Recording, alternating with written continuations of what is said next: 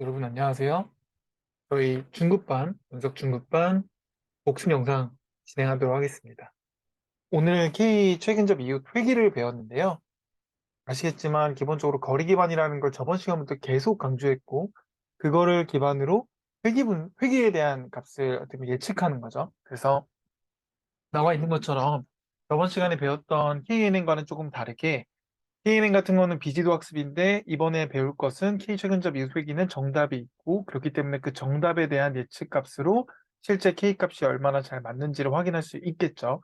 그리고 회귀이기 때문에 우리가 대부분 RMS의 값 그리고 잔차의 값으로 일단 평가를 할 것이고, 그 다음에 중요한 거는 회귀이기 때문에 거리 기반했을 때 그 값에 대한 민감도가 상당하겠죠.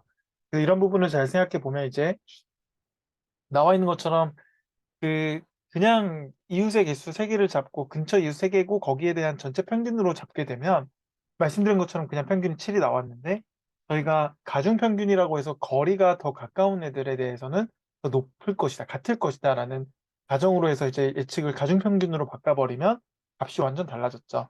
이런 부분을 꼭 잘 기억하셔가지고 거리 기반이 가중평균으로도 계산될 수 있다는 것, 실제로 코드로 한번 진행해 봤습니다.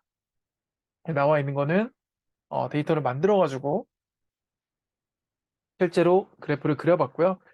여기서 이제 예측하는 값을 봤을 때 그냥 예측하면 나와 있는 것처럼 중간에 평균값이 나오지만 이따가 말씀드리겠지만 가중평균 또 다를 거고요. 그 다음에 KNN의 한계라고 제가 여기다가 말씀을 드렸는데, 다시 한번 정리해서 말씀드리면 아무래도 여기 나와 있는 데이터 외의 값들이 들어가게 되면 그 값들은 예측하기가 어렵죠. 왜냐면 근처에 이웃이 없다 보니까. 그러면 최종값, 가장 가까운 값만 계속 동일하게 나오는 이런 현상이 나오겠죠.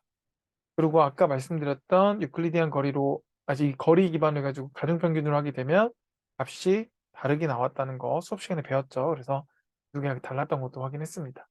그다음 나와 있는 것 중에서 여기에 나와 있는 파라미터에 다양한 것들을 다 알려드리고 싶지만 시간 관계상 너무 오래 걸리는 거고, 사실 이거는 단순하게 1시간으로 알려드릴 수 있는 부분은 또 아니라 정리해서 중요한 부분만 좀 말씀드렸는데요. 기본적으로 가중평균에 대해서 얘기를 드렸고, 가중평균 아니고 다른 평균의 기반도 우리가 만들 수 있다는 건 확인했고요. 그 다음에 이 알고리즘에 대한 그 접근 방법의 원리도 나와 있는 것도 추후에 나중에 분류할 때 한번 하면 좋을 것 같다 생각이 들고, P값에 대한 것도 결국에는 이 거리에 대해서 유클리디안을 쓸 건지 민코프스키를 쓸 건지 또는 그 외에 이제 셰비셰프 거리를 쓸 건지 이런 식으로 또 거리도 측정을 할 수 있습니다. 실제 보스턴 데이터를 가지고 한번 해봤고요. 보스턴 데이터 기반으로 해서 데이터를 갖고 온 다음에 트레인 테스트 나누고 예측을 하면서 저희가 맨 처음에 그냥 K로 해서 한번 돌려봤죠. 그랬을 때 나온 값이 이제 3개가 가장 좋았다고 나와 있는데, 그걸 이제 저희가 가중평균으로 해서 해보니까 더 RMS가 낮게 떨어진 걸 확인할 수 있었고, 그 다음에 실제 플러스 보니까 어느 순간에서 내려가지만 그 다음부터 또 쭉 올라가는 형태가 되죠, RMS 값이. 그리고 추가적으로 저희가 거리 기반에 대해서 어떻게 이게 달라지는 건지 가중평균으로 그냥 일반화랑 비교를 해봤을 때 사이킨론에서 제공하는 이 시각화 그래프를 보면 이런 식으로 디스턴스를 들어가게 되면 이렇게 더 잘 거리 기반을 잡을 수 있다라는 거죠. 그래서 말씀드렸고, 그 다음에 P1, P2, P3로 해가지고 저희가 민코프스키랑 유클리디안이랑 다 다르게 해봤는데도 값이 달라졌죠. 민코프스키로 하게 되면 오히려 더 값이 낮아졌어요. RMS의 값이.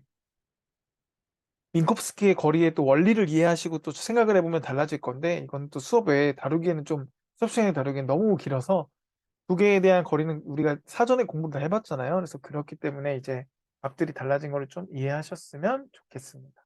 그다음 추가적으로 이제 K에 대한 단순하게 그 네이버 니얼리스트 네이버가 아니라 이 레디스라고 해서 이제 이 반지름으로 할 수 있는 것도 있거든요. 그래서 반지름을 이용해가지고 그 반지름 기반의 그 길이를 어떻게 보면은 근접 이웃으로 잡아가지고 또 값을 반지름 값으로 계산할 수 있는 것도 있어가지고 참고하시라고 적어놨고요. 필수 과제 데이터는 제가 공유 드리면 KNN 회귀 모델링 한번 진행해 보는 걸로 하도록 하겠습니다. 거리 기반이기 때문에 쉬울 수 있는데 여러분 기본적인 게 잘 단단히 알고 계셔야지 응용이 가능하니까 너무 쉽거나 뭐 어렵지 않은데라고 생각하시더라도 꼭 복습해 보시고 실제 모델링 진행해 보시는 걸 추천드리겠습니다. 오늘 여기까지 하겠습니다. 종료하겠습니다. 감사합니다.